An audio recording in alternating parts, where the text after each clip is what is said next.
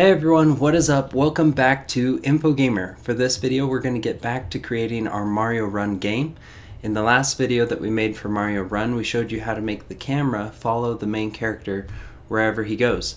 In this video, what we want to do is add a little more code to our player controller script so that we can make Mario, or our main character, do a wall jump. Now, wall jumps are used in a number of different games to enhance the gameplay. So what will happen in 2D games is you'll have your character running along and then he'll come across a wall that's too tall for him to jump over.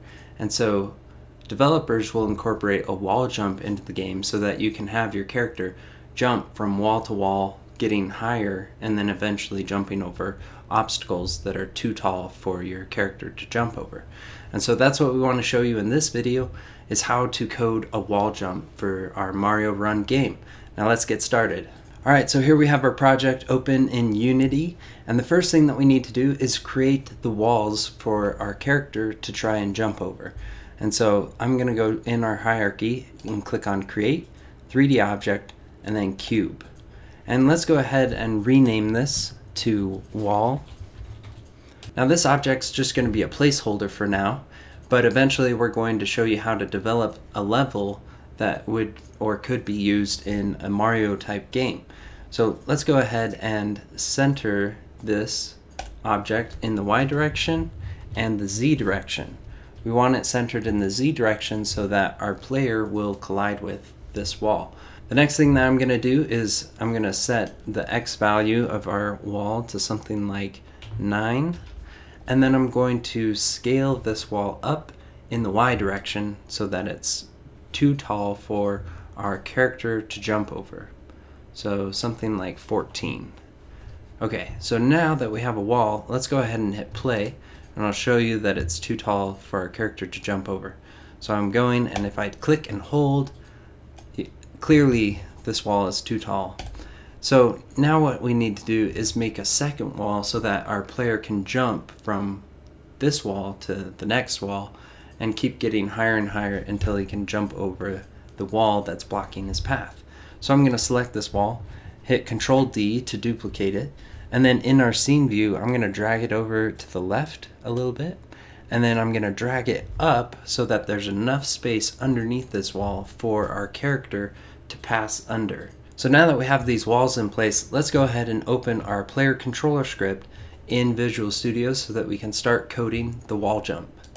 Once you have your script open in Visual Studios, the first thing that we're going to do is create a variable up at the top of our script, but beneath the other variables that we've already created. And this variable is going to be used to hold the starting rotation of our main character. For this variable, let's make it a private variable. And the data type for this variable is going to be quaternion, which is kind of hard to pronounce and it's hard to understand, but for now you can just think of quaternion meaning rotation. Now in the future we could probably do a whole video just on quaternions, but I'm going to type it out. So quaternion, and then let's call this my rotation. Now quaternion is a different format of rotation than what you see in the inspector, where you have a X, a Y, and a Z. What that rotation is called is an Euler angle rotation. And we're going to be using both quaternions and Euler angle rotations in this tutorial. But now that we have this variable, let's go ahead and initialize this variable in the start function.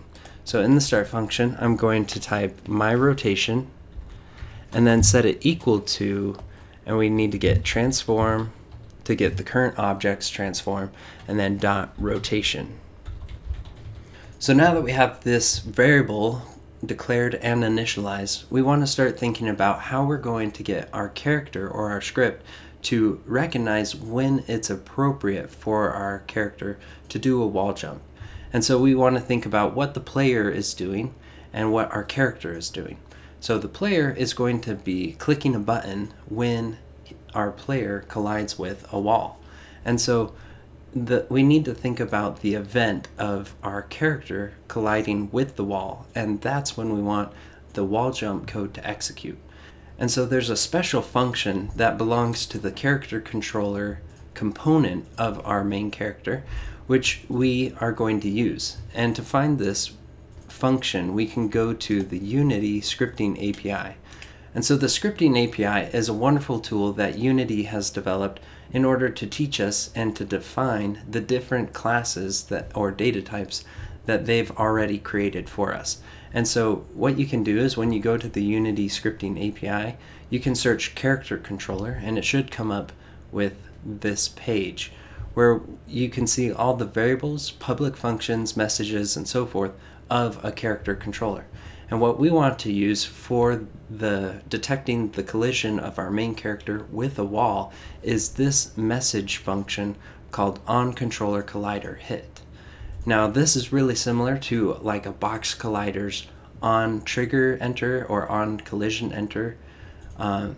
Essentially they're doing virtually the same thing, but because a character controller has its own collider zone, that this function deals with character controllers, whereas the onCollisionEnter function deals with unique box colliders. And so what I'm going to do is I'm actually going to click on the onControllerColliderHit, and it'll bring us to this page where we can learn more about what this function does. And so we can see that it's a void function right here, and the function name, it's really important that we spell it exactly the same as they have it here, with capital letters as well. And then we can see that it requires a parameter, which is a controller collider hit, which is basically an event or an object saying, oh, this object and this object have collided with each other. And so what we need to do is I'm going to select this entire row, the void onControllerColliderHit with parentheses and then controllerColliderHit and hit. And I'm going to copy that and then go back to our code. Okay. So once I'm back in my script, I'm going to scroll down to the bottom and I'm going to paste this function in, and you can see that it doesn't have a closing parentheses, so I'm going to add that. Boom, boom, boom. Okay. So now that I have this function, the next thing I'm going to do is create a new function that's going to do all the work for our wall jump feature. And so I'm going to, below this, create a new function. It's going to be a void, and I'm going to call this wall jump. And then let's add parentheses, and we need to pass this function the exact same parameter that we are already passing to our onControllerColliderHit function. So I'm going to copy that. Oops. I'm going to copy that and then paste it into the parentheses. And we can even change the name of this parameter so that we can distinguish, oh, the hit variable is when this value is in the onControllerColliderHit function. And then let's call the parameter for this function hit sent or something like that. And so we can say, oh, hit sent is what we use for the wall jump function. So now that we have this function created, the first thing that I'm going to do before we start coding the code inside this function is call this function in our onControllerColliderHit function. So I'm going to type wall jump and then parentheses, and I'm going to pass the hit value into this function. So you can see that we have a parameter for our onColliderControllerHit function, and we're taking that parameter and passing it into our wall jump function. The only difference is the name of that value. So while this variable is in our onControllerColliderHit function, it's called hit. Once we go inside our wall jump, that same value is going to be called hit sent. And so now that we're calling this function, we can go ahead and add code to our wall jump function.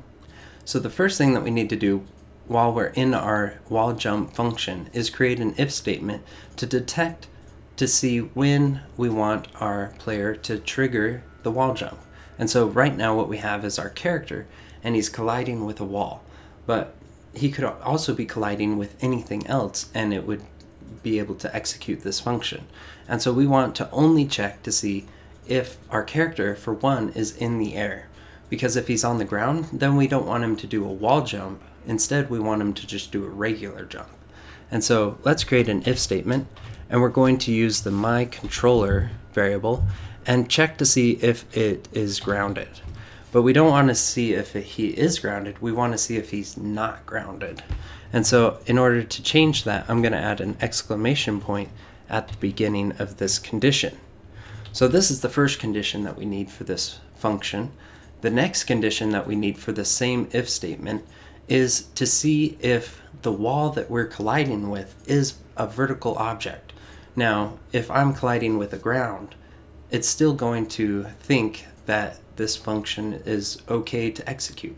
And so we need to create a condition to detect whether our wall is vertical. So I'm going to add two ampersands to AND these conditions together. That means that both conditions have to be true in order for us to proceed inside the if statement. So this next condition, what we need to do is we need to get the object that we collide with, and that is the hit sent. And then what we need to do is we need to see if that object or the surface that we collide with has a vertical value. And to do this, we need to use what's called the normal value. So a normal is a direction that comes straight off the surface of an object in a perpendicular angle, so with 90 degrees. And so if our wall is vertical, then the normal value, or the direction coming straight off the wall, is going to have a y component of 0. And so we're going to get the normal, and then we're going to check to see if the y component of our normal direction is less than, and let's say 0.1 f. And so we're going to have a little bit of a buffer zone where if our wall is not completely vertical, but it's vertical enough that we can still do a wall jump off of it, then we want it to do that. Otherwise, we want our character to just slide down it or run up it. If he's grounded, he's going to keep running. If the angle's too sharp, then he will do a wall jump or he won't jump at all. And so once we have this, let's go ahead and add curly braces. So now that we have these two conditions, first we're checking to see if our character is not grounded, and then we're checking to see if the wall that we're colliding with is a vertical wall. The next thing that we need to think about is, what is our player doing? And our player is going to be clicking the screen if he wants to do a wall jump. And so let's add an if statement, and then we're going to say input dot get button down, and let's add parentheses and then pass in the string fire1.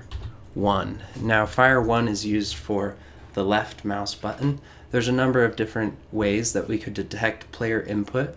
If it's on a mobile device, we could detect if he's touching the screen, but for now let's just use fire1. And let's add curly braces and then go inside this if statement. Alright, so now that we have all these conditions set and we're checking to see if they're all true, inside these if statements we can start coding the actual functionality of our wall jump. And so the first thing that we want to do is, let's think about it. Right now we have our character and he's running from left to right, and eventually there will be a wall in his way. And so if he jumps and he tries to get over it, but it's too tall for him to get over it and he collides with it, we want him to do a wall jump. And so what a wall jump does is it pushes the character in the opposite direction so that he can get away from the wall and also jump higher. And so the first part is to make sure that our character changes direction and is jumping in the opposite direction. And so the easiest way to do this is to, let's say our character is facing the wall, we want him to be facing the opposite direction of the wall. And so we're going to actually use the same normal of our hit sent variable or parameter to set the direction of our character. And to do this, we want to get the transform of our character, so the current object's transform, and then let's use what's called the forward value. Now the forward value is a variable that you can change in order to change the direction that your character is facing. And so if we set this transform.forward equal to the hit sent dot normal, that'll make our character face in the opposite direction that the wall is positioned. But there's a problem with this. Let's say our wall is at a slight angle. then what's going to happen is our character will run into the wall, and when we jump, he'll face in the normal direction of that wall, which won't be backwards, it'll be at some weird angle. And so to fix this, what we need to do is add an additional line where we get the transform of our current object and then the rotation, and we want to set this equal to, and we're going to use the quaternion value again, so quaternion. Now we're using quaternion because transform.rotation is a quaternion data type, but when we see it in the inspector, it's actually an Euler angle rotation. And so we need to set the rotation of our transform with the same data type. So I'm calling quaternion, and then I'm going to say dot Euler, so E-U-L-E-R, and then in parentheses we can now declare our angle in a vector3 format or an Euler format. And so I'm going to declare a new vector3, not vector2, vector3, and then parentheses, and this is where we can set the x, the y, and the z. And so if we take x, because it's the first parameter, the x-axis goes from left to right, or right to left. And if that's the axis, then our character is going to be rotating on that axis. So he's going to be rotating like this. And so we actually don't want any values preserved in that direction. And so what we're going to do is set it equal to 0. For the y-axis, that's pointing straight up and down, which means our character is going to rotate on that axis. So like this. And we actually want to keep this rotation. And so in order to keep this rotation, I'm going to type transform.rotation.Euler angles.y.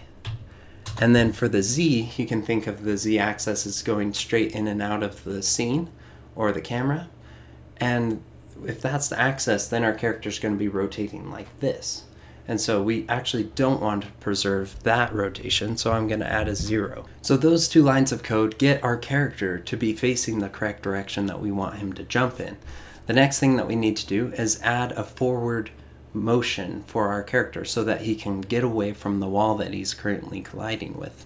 And to do this, we're going to type forward speed, which is the current value that our character is traveling at, and we're going to set it equal to, and we already have a variable that we can use, it's the run speed. And so right now in our movement function, what we're doing is if our character is at his max speed, he'll be traveling at the run speed value. And so what we can do is we can just, in one instance of a frame, set our forward speed to the run speed to make it look like our character has jumped or lunged forward. So now that we have that, let's go ahead and save this, and we'll go back to our game so that we can show you how the script is working so far. So if I go ahead and hit play, once it goes, our character will fall, and then as he travels, I'll jump, and if I run into the wall, I can jump again, and you can see that he's got pushed in the opposite direction. But there's a few problems. He's only going in the opposite direction horizontally, but he's not going up.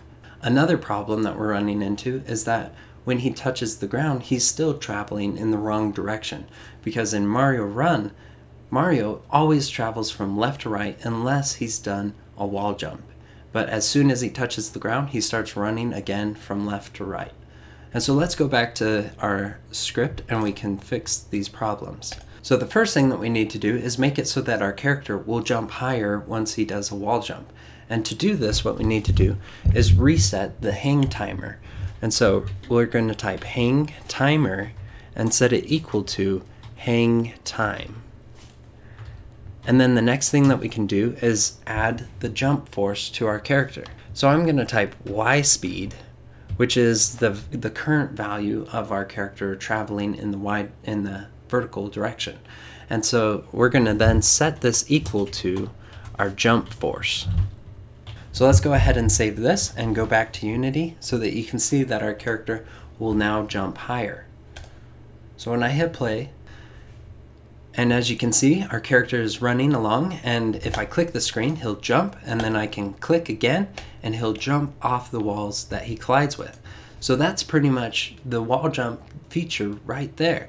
But there is one more problem, and that is if I click the play and I'm running and I jump and then I jump off the wall once, I'm falling and then I'm actually traveling in the wrong direction. And so in order to fix this, what I need to do is I need to add a new function that we're going to call in our on-controller collider hit prior to going into the wall jump function. And so this function is going to be a void function, and I'm going to call it ground landing. So if I land and touch the ground. So I'm going to add parentheses and curly braces, whoops, parentheses, and then curly braces. Inside this function, what we need to do is first detect if our player is facing the correct direction. And so this is where we're going to use that myRotation variable that we created at the beginning of this tutorial. So if our character is facing this direction, but we want him to be facing this direction, then we want this function to execute. And so I'm going to type if, and then let's say myRotation does not equal, and then let's say transform.rotation, then we want this code to execute. Now there's one more condition that we want to run, and this is so that we don't run this function when we're in the middle of the air. We only want to execute this function if our character is touching the ground. And so I'm going to say my controller dot is grounded. So if he is grounded, then what we want to do is reset our transform.rotation to the correct rotation. And to do this, I'm going to type transform.rotation equals myRotation.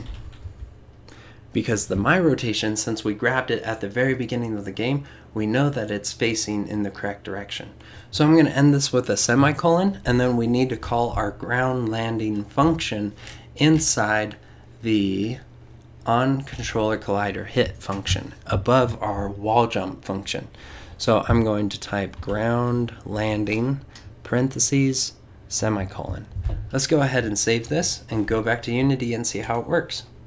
So when I go ahead and hit play, you can see that our character is going to be running along the ground, and if I click the screen and then jump off the first wall, but I wait and I don't jump off the second wall, right there you can see as he touched the ground, he changed directions and was starting to travel from left to right, which is awesome. Now let's show you all of it working one more time. So I can run, and then if I jump and I wait, he'll start traveling in the correct direction. Now if I jump straight up, and then I can actually do another wall jump and eventually get over the wall that's too tall for me to jump over. So that's the end of this tutorial on how to add a wall jump feature to your Mario Run game. We hope you enjoyed this video and that you were able to follow along. If there was anything that was confusing or hard to understand, make sure that you leave your questions in the comments below. Make sure that you like and subscribe this video so that you can be up to date on all our current content, and stay tuned for all our future works. We'll see you next time.